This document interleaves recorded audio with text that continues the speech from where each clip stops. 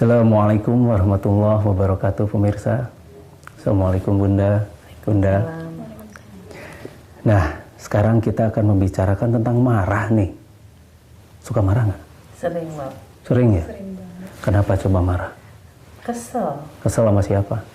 Sama yang nyakitin. Sama yang nyakitin. Iya. Marah enak nggak? Enggak, capek, Bapak. Capek ya? Pusing.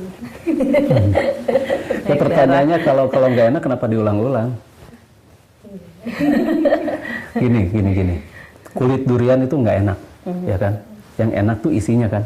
Iya. Nah, ketika kita memakan isinya, kita pasti ingin mengulang-ulang yang enak itu kan? Tapi kulitnya yang tidak enak, diingat-ingat juga enggak kan? Nah, itu satu. Terus dua, kita masuk ke satu restoran. Kita masuk ke satu restoran, terus ternyata restoran itu nggak enak. Kita datang lagi nggak ke restoran itu?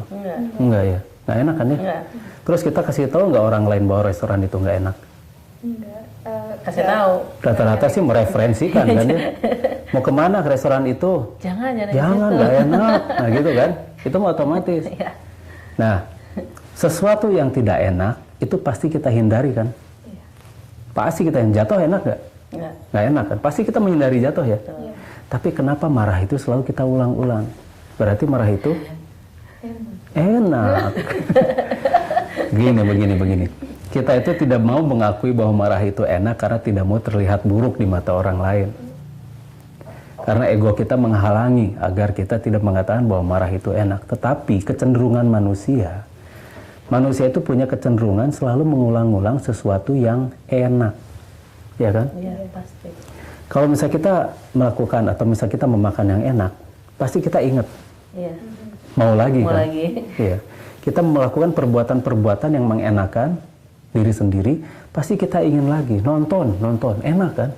Pasti kita ingin nonton lagi gitu kan. Nah, ketika kita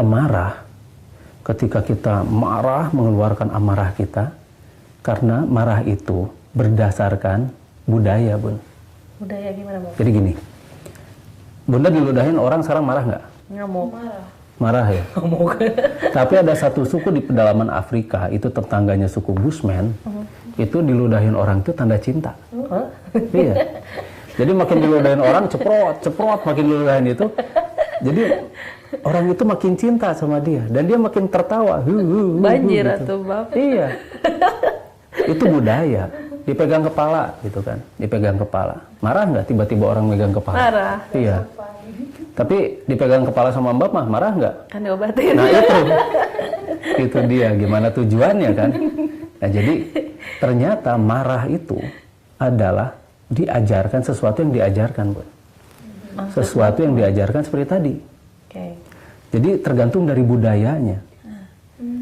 Dari budayanya. Jadi ketika budaya itu menunjukkan kamu harus marah ketika kamu dipegang kepala, tapi di satu budaya bahwa kamu harus tersenyum, harus senang ketika kamu dipegang kepala karena itu tanda cinta.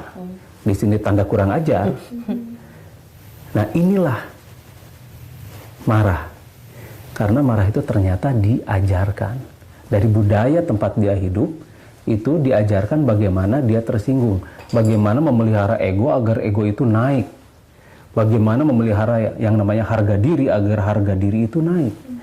Padahal marah itu adalah sekali lagi itu berdasarkan budaya tempat dia hidup. Di Arab misalnya di sana, dipegang jenggotnya marah. Coba di sini. Tiba-tiba kita pegang jenggotnya. Beda kan budayanya. Nah, marah kenapa diulang-ulang? Karena marah itu ternyata enak. Orang boleh menyangkal, tapi coba renungkan lagi kata-kata Mbak. Kenapa kita mengulang-ulang rasa marah itu? Karena ternyata sekali lagi marah itu enak. Enak marah itu.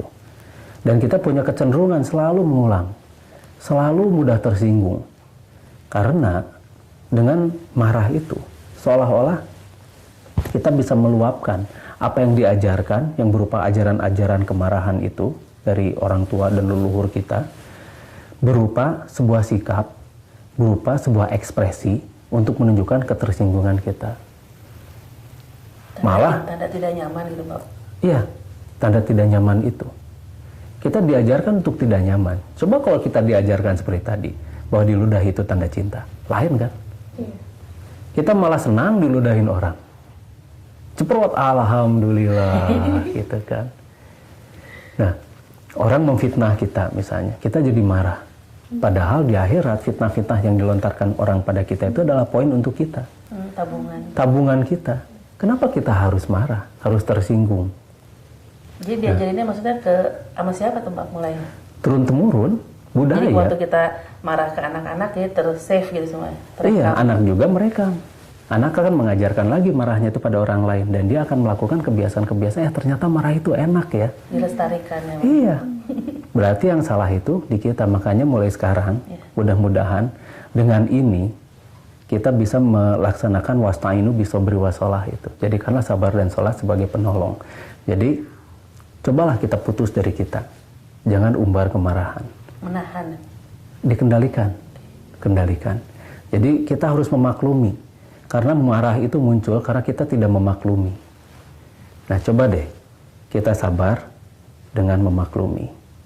Ya, mudah-mudahan bermanfaat ya Bunda ya. Karena waktunya juga ini yang kita terbatas. Jadi, mudah-mudahan yang sedikit ini bisa kita amalkan selanjutnya.